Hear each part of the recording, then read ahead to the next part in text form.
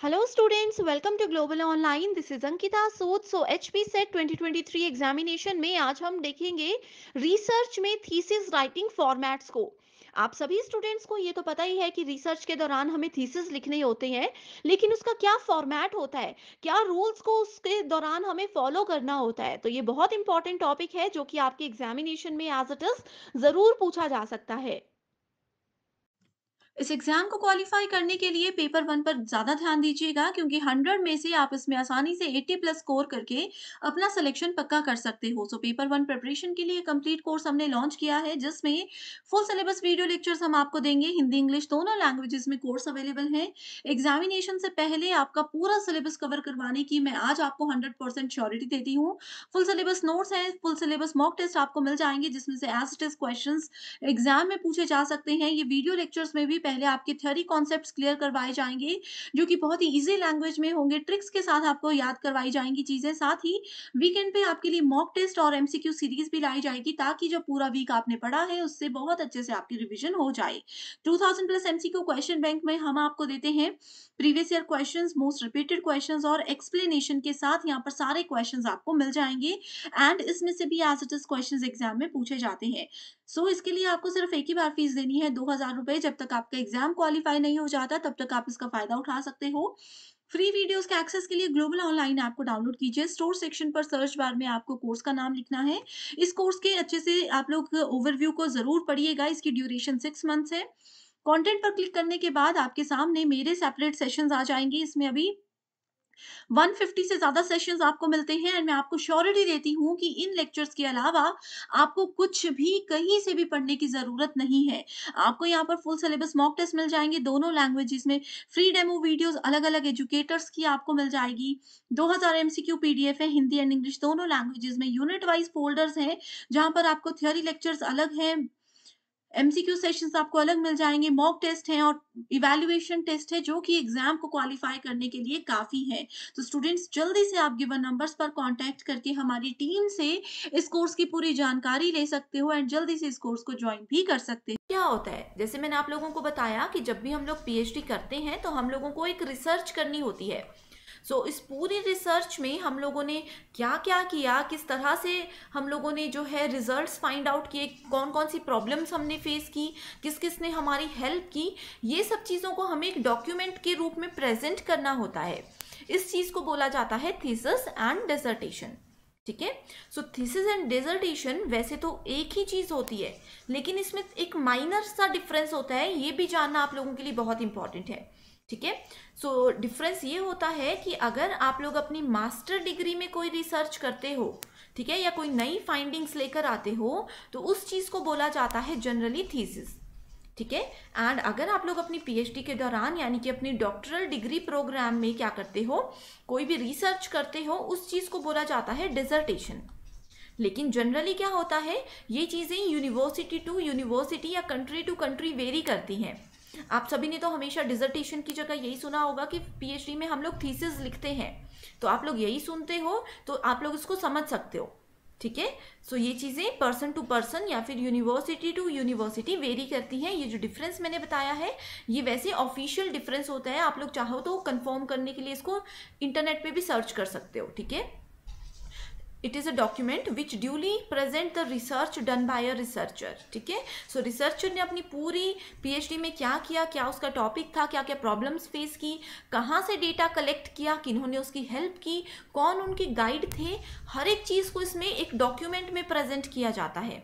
ठीक है। It is a document submitted in support of candidature of an academic degree और professional qualification presenting the author's research and findings. And तीसरी definition ये बोलती है the main purpose is to acknowledge the original source of ideas, कि exactly हमें ideas कहाँ से आए, क्या हमें किसी बुक से, किसी न्यूज़पेपर से आइडिया आया है या फिर ये हमारे दिमाग में खुद से आइडिया आया था। ठीक है। एंड किस तरह से हमने इस पर काम किया है, ये सब चीज़ें इस पर जो है लिखते हैं हम लोग। थीसिस या फिर आर्टिकल राइटिंग का एक पर्टिकुलर फॉर्मेट होता है। जैसे कि मैंने आप लोगों को बताया है कि रिसर्च जो है वो पूरा का पूरा एक स्ट्रक्चर्ड फॉर्मेट है, इसमें एक पर्टिकुलर फॉर्मेट को हम फॉलो करते हैं। वही यहाँ पे हम थीसिस में देखेंगे। ठीक है। सो जनरली क्या होता है स्टूडेंट्स, जो थीसिस होती है ना, यहाँ पे ये जो फॉर्मेट आपके सामने है, ये है थीसिस का एक जनरल एंड एक्सेप्टेड फॉर्मेट। ठीक है, लेकिन हर एक यूनिवर्सिटी का यूनिवर्सिटी टू यूनिवर्सिटी ये फॉर्मेट वेरी कर सकता है। तो आप लोगों ने ये नहीं सोचना है कि मैम ने तो कुछ और बताया था एंड हमारे पीएचडी के टाइम पे हमें कुछ और बताया जा रहा है। तो ये हर एक यूनिवर्सिटी पे डिपेंड करता है कि वो क्या फॉर्मेट एक्सेप्ट करते हैं। ठीक है, तो सबसे पहले आता है front matter, body and and matter. ठीक है, सो इसको मैं एक रियल लाइफ एग्जांपल के साथ बताती हूँ। जैसे कि हमारी एप्लीकेशन होती है, उसमें हम लोग लिखते हैं टू द प्रिंसिपल, इस तरह से सब्जेक्ट लिख देंगे, ठीक है, स्कूल का नाम लिख देंगे। ये सब चीज़ें आती है फ्रंट मैटर में। ठीक है, जिसमें बेसिक इंट्रोडक्शन होती है हमारे एप्लीकेशन के बारे में। उसके बाद हम लोग लिखते हैं कि एप्लीकेशन किस बारे में है, उस चीज़ को हम लोग डिटेल में लिखेंगे। ठीक है, कि क्या क्या प्रॉब्लम है, हमें कितने दिन की लीव चाहिए या जो भी बात है। ठीक है, लास्ट में हम लोग लिखते हैं हमारा नेम, ठीक है, हमारे पेरेंट्स के सिग्नेचर होते हैं, उनका मोबाइल नंबर होता है, ये सब चीज़ें, हमारा रोल नंबर होता है। तो ये सब चीज़ें आती हैं एंड मैटर में। तो जैसे एप्लीकेशन को हम सेक्शंस में डिवाइड करते हैं, वैसे ही थीसिस को भी यहाँ पे एक डिफरेंट सेक्शंस में डिवाइड किया जाता है। सो इस वीडियो में रियल लाइफ पिक्चर्स के साथ मैं आपको बताऊंगी कि ये सब चीज़ों का क्या रोल होता है। तो सबसे पहले देखते हैं टाइटल पेज। अब आप सभी को पता है कि किसी भी बुक में, किसी भी थीसिस में, किसी भी चीज़ में सबसे पहले आता है टाइटल। सो टाइटल जो है एक इंफॉर्मेटिव चीज़ होती है। इसमें क्या होता है, हमारे रिसर्च के बारे में, हमारे प्रोजेक्ट के बारे में हमें बताना होता है, सो दैट अगर कोई पर्सन आने वाले समय में इस थीसिस को पढ़ता है तो उसको सिर्फ टाइटल से ही पता चल जाए कि इसके अंदर क्या चीज़ें हो सकती हैं। ठीक है, सो यहाँ पे क्या होता है कि title should reveal the topic of the thesis. जैसे यहाँ पे ऑथर का नाम है, मैं अपना नाम लिख दूंगी अंकिता सूद। ठीक है, कोर्स का नाम लिख देंगे, जैसे कंप्यूटर साइंस है। ठीक है, प्रोफेसर का नाम लिख देंगे, यानी कि जो भी हमारे गाइड है। ठीक है, जैसे सर ABC हमारे गाइड हैं। ठीक है, कौन से मंथ में, कौन सी डेट में एंड कौन से ईयर में हमने इसको सबमिट किया है, ये सब चीज़ें यहाँ पे आती हैं।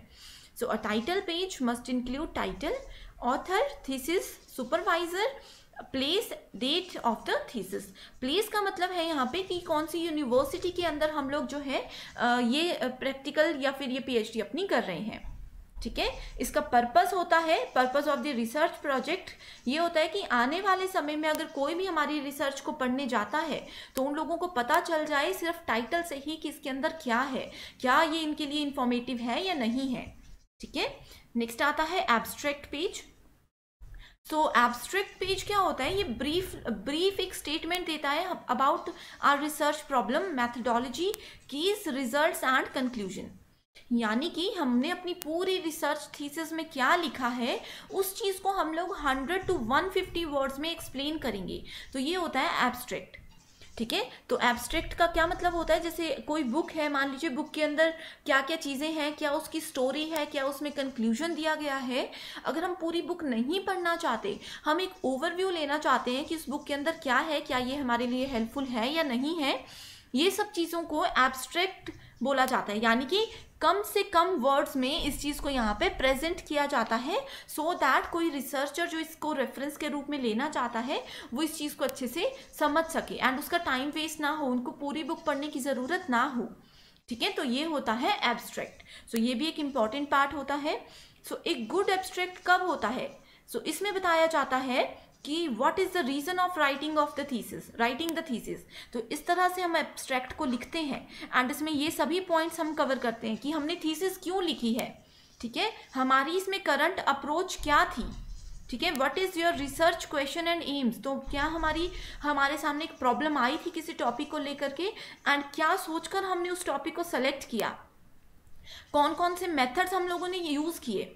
ठीक है, हमारी इसमें मेन फाइंडिंग्स क्या थी, क्या जो प्रॉब्लम हमने ढूंढी थी क्या उसका सॉल्यूशन हमको मिला या नहीं, या फिर इस प्रॉब्लम को ढूंढते ढूंढते हम लोग किसी और ही प्रॉब्लम पे पहुंच गए एंड हमने उसका सॉल्यूशन दे दिया।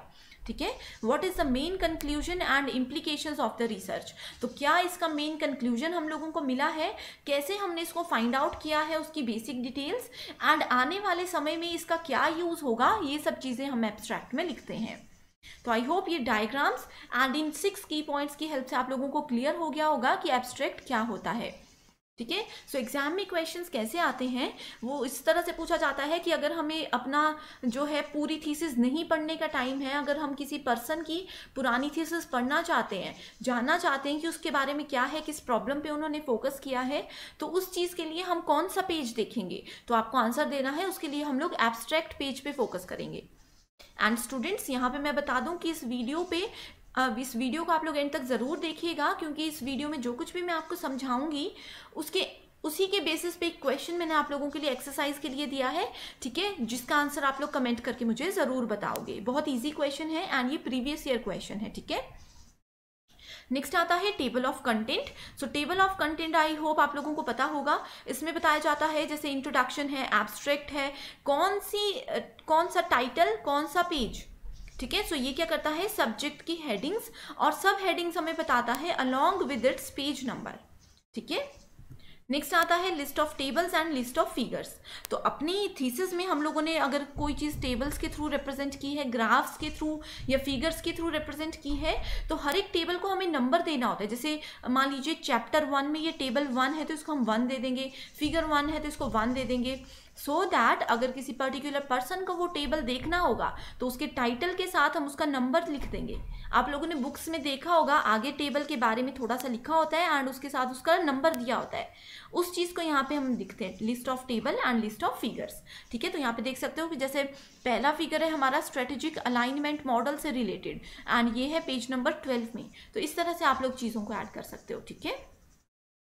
उसके बाद आता है acknowledgement. It is use to acknowledge assistance of advisers, sponsors and colleagues, ठीक है। सो किस किस ने हमें असिस्ट किया, किस किस ने हमें हेल्प की है, उन सभी के नाम, उन सभी को एक्नॉलेज यहाँ पे किया जाता है। जैसे यहाँ पे लिखा है for example, this thesis become a reality with the kind support and help of many individuals. I would like to extend my sincere thanks to all of them. यानी कि हम उनको सभी को थैंक्स बोलते हैं, जो भी हमारे जैसे गाइड हैं, जो भी कलीग्स हैं, जिन्होंने हमें एडवाइस दी है, हमारे एडवाइजर्स हैं, उन सभी के नेम यहाँ पे मेंशन किए जाते हैं, थोड़ा सा उस चीज़ को एक्सप्लेन किया जाता है, ठीक है।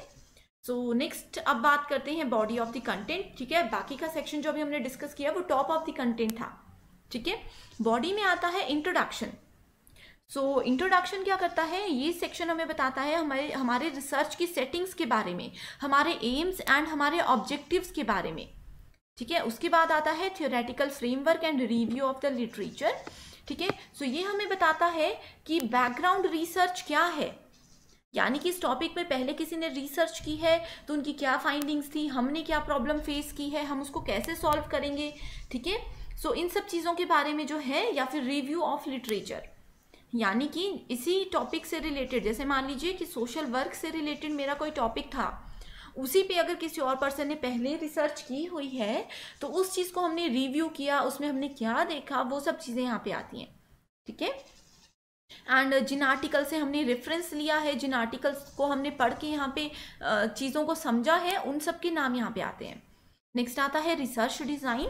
तो ये हमें बताता है कि रिसर्च का क्या डिज़ाइन होगा, कैसे हमने अपनी स्टडी, जो भी हमने रिसर्च स्टडी की थी, उस चीज़ को हम कैसे प्रेजेंट करने वाले हैं, that is called research design. कि क्या क्या टूल्स थे, कैसे हमने उन टूल्स को यूज़ किया, कैसे डेटा कलेक्ट किया, कैसे उस डेटा को एनालाइज किया, ठीक है। उसके बाद नेक्स्ट स्टेप आता है डेटा एनालिसिस। तो इसमें हमने जो भी डेटा कलेक्ट किया है उसको हम एनालाइज करेंगे, ठीक है। दिस सेक्शन में contain tables, graphs, pie charts, ठीक है, स्टैटिस्टिक्स, ये सब चीज़ें हम इसमें करते हैं ऐड, ठीक है। If you have conducted a quantitative piece of research, this section में बी डिस्क्रिप्टिव प्रोज, ठीक है। नेक्स्ट आता है समरी एंड कंक्लूजन, यानी कि इसमें हमने क्या क्या सीखा, क्या क्या कंक्लूड किया, ठीक है। In this section you sum up all your findings and draw conclusions from them, perhaps in relation to another research or literature, ठीक है। सो हमारी रिसर्च का क्या कंक्लूजन है, क्या निचोड़ निकलता है इस पूरे प्रोसेस का, that is included in summary and conclusion section. Next आता है recommendation. So if you have conducted a piece of research for a hotel for example, ठीक है, तो यहाँ पे आप लोग किस तरह से क्लाइंट को ऑर्गेनाइज करते हो, कैसे आपने उनको मैनेज किया, ठीक है, क्या रिकमेंडेशंस आप लोगों की रहेगी, वो सब चीज़ें यहाँ पे आएगी। And sometimes this section is included at the beginning of the report, and ये सब चीज़ें डिपेंड करती हैं again university to university. Right students, next आता है सजेशन फॉर फ्यूचर रिसर्च, यानी कि अगर हमारी रिसर्च को लेकर के आगे आने वाले समय में कोई और पर्सन रिसर्च करना चाहते हैं, यानी कि अगर वो हमारी इस थीसिस को अपने फ्यूचर रेफरेंस के लिए लेना चाहते हैं, तो उनके लिए हमारा क्या सजेशन है वो भी बहुत इंपॉर्टेंट है. So it is useful in both academic report and work related report to include a section that shows how the research can be continued, right? Next आता है हमारा लास्ट फेज, जिसको बोलते हैं रेफरेंसेस एंड बिब्लियोग्राफी.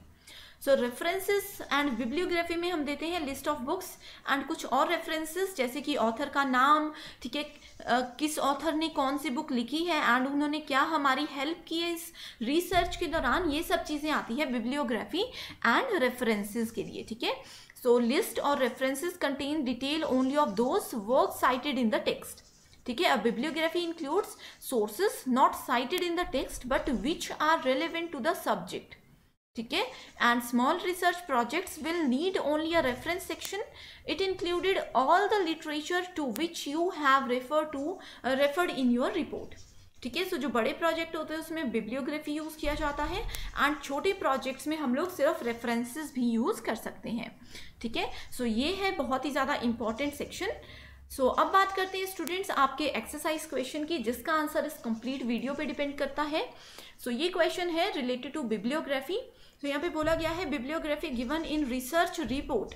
तो bibliography क्यों use की जाती है? It shows vast knowledge in the researcher. सो क्या ये रिसर्चर के बारे में हमें बताता है? Helps those interested in further research, यानी कि आने वाले समय में अगर कोई हमारी थीसिस को रेफरेंस के लिए यूज़ करना चाहता है तो क्या ये उनको हेल्प करेगा. नेक्स्ट है has no relevance to research, यानी कि हमारी रिसर्च से इसका कोई लेना देना नहीं होता है, या फिर ऑल ऑफ दी अबव. तो इसका आंसर बहुत इजी है. आप लोग आई होप इसका आंसर बहुत इजीली दे सकते हो कमेंट सेक्शन पे. तो स्टूडेंट्स आज के लिए सिर्फ इतना ही. आई होप ये कॉन्सेप्ट आप लोगों को क्लियर है एंड किसी भी तरह के डाउट के लिए आप लोग दिए गए नंबर पे कांटेक्ट कर सकते हो. So thank you so much for watching this video and I wish you all the very best.